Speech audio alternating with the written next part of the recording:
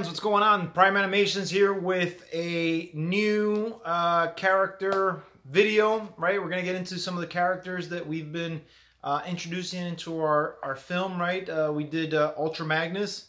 We went over his bio and we explained how he got his hand back, right? And also we went over Onslaught and some of the details of him, a little bit about his past and how Megatron had selected him to be the leader of the Combaticons and his group of mercenaries that was specifically selected to take down the Wreckers. The Wreckers were having so much success against the regular Decepticons that Megatron felt the need that he had to put a special team together to answer them. So today's character is going to be Galvatron. Now I want to clear the air. There's been a lot of questions ever since the very beginning of our project regarding who Galvatron is, right? We all know people who have watched the G1 series, right? If you watch the 1986 movie, we know that Galvatron came from Megatron. Megatron was severely damaged in his battle with Optimus Prime. Starscream, being the opportunist that he is, leaves him for dead floating in space, where Unicron comes before him, reformats him, renames him, you know, along with some of the other characters. I think some of the Insecticons and some of the Seekers, they were reformatted into Scourge and Cyclonus. We're not taking that route. As far as our project goes, Galvatron is his own character. So at the end of Predacons Rising, we saw how Megatron essentially had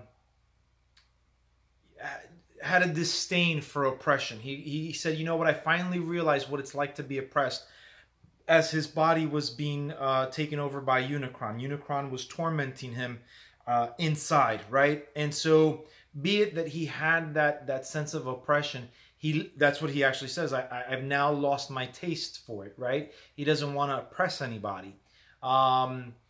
Unfortunately, when it comes to tyrants, historically speaking, they really don't care who they oppress, right? Obviously, they don't want to be oppressed themselves, but they don't care who they oppress when they're at the top of the chain. And so I think we saw Megatron have that shift in character towards the end of Predacons Rising, right? What happens with him afterwards is to be seen.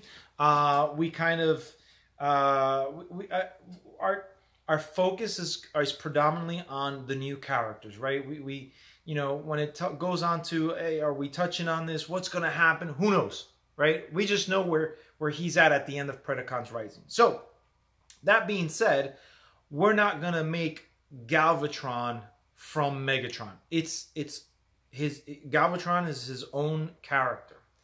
And let's go ahead and get into the bio, and then I'll give you guys a little bit more substance to it, right? So, being Unicron's first creation to counter the 13 primes of Primus, Galvatron was designed to lead his other anti-prime creations, the Destructicons, to victory and total destruction of Primus. Galvatron will stop at nothing to bring the Chaos Bringer back, even if the path before him must be completely annihilated. So there's a lot to take in there. Some really good stuff that's happening there, right? So some of the things that we get out of this bio, right? Number one, like I said, this is not Megatron. Galvatron is his own character. Think of these guys, as far as the Destructicons go, think of them as, for those who are familiar with the Marvel Universe, right? Galactus has heralds like the Silver Surfer that go out and they look for worlds for him to devour, right? So think of these Destructicons in a similar fashion. Not that they're going out to find worlds for Unicron to devour, although that could be that would be an interesting take. But more so is the fact that the Destructicons were going to be the answer for the 13 primes that Primus had created. So again, keep in mind, in the Prime universe, we were told that one of the ways that Primus was able to defeat Unicron was by creating 13 primes, right? I'm not going to go into the other names because honestly, I don't know them off the top of my head. But in our story, what we try to do is, well, for every reaction, there's got to be a reaction. For every action, there's got to be a reaction, right? So here's the action, 13 primes. What's the reaction? Well, I'm going to create 13 anti-primes, right? And that's what happens. So Galvatron is the first anti-prime that Unicron creates, right? Now, from what we know already, you guys should know this, that we have 4 Destructicons. We have Galvatron, we have Cyclonus, and we have Scourge, right? Those were kind of the original 3 main creations that Galvatron did, you know, back in the G1 era. So we're doing the same thing. Now, what we did is we added an additional component of Slipstream. Love Slipstream as a character. I thought she was really cool in the War for Cybertron video game, and she had her own appearance within the Transformers animated universe or cartoon series. And so I just thought it would be pretty cool to add her in as a Destructicon. So there you have it. Now, what's really cool is that, like any tyrant, right, Galvatron is no different. He's the typical, like, I want to, you know, rule the world type of thing. However, he's in line with Unicron. In essence, he unlike Megatron, where Megatron, you know, always wants to be the top, and even when he seemed submissive to Unicron within the Prime series, it was clear that he turned around and he's like, no, I want to do this, right? I can't see Megatron ever being submissive to a higher authority. That's the difference with Galvatron. He realizes who his creator is. He has no intention of betraying his creator. He's full on to try and bring his creator back online, if you will. So, as we can see here, it says Galvatron will stop at nothing to bring the Chaos Bringer back online, even if he means he's got to destroy everything within his path. And that's pretty much how Galvatron is. He doesn't care about anything.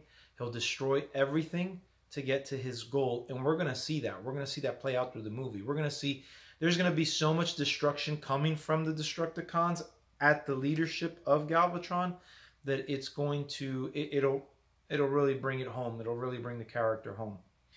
Will he succeed in bringing Unicron back online? Obviously, we have to wait for the end of that. I'm not going to spoil that. But it's definitely there. I mean, this guy, keep in mind that the Destructicons as a whole tower over the Autobots. For example, Galvatron is pretty much, I would say, about the same size as Predaking, right? And we already know how much bigger Predaking is to, let's say, like Optimus Prime 2.0 and then Ultra Magnus, which would have been the second biggest character. So these guys are pretty huge. Even Slipstream herself is about the same height as Ultra Magnus, and I would say Cyclonus and Scourge are pretty much the same height as maybe like you know, Optimus 2.0. So these guys are huge. So Galvatron is definitely one that I mean, honestly, no one's going to be able to go toe to toe with him. So we'll see. We'll see if he's successful or not within his mission. And we'll see how he leads the Destructicons either to victory or to defeat. Right? Either which way, it's going to be a great adventure. Either which way, you guys are going to get lots of action. And either which way, you guys are going to see some cool stuff happening within this project. So that's it from us. That's it for this character video. Hopefully you guys like it. The next character that we'll get into will probably be Cyclonus. Until then, guys, take care, and we'll see you soon. Bye-bye.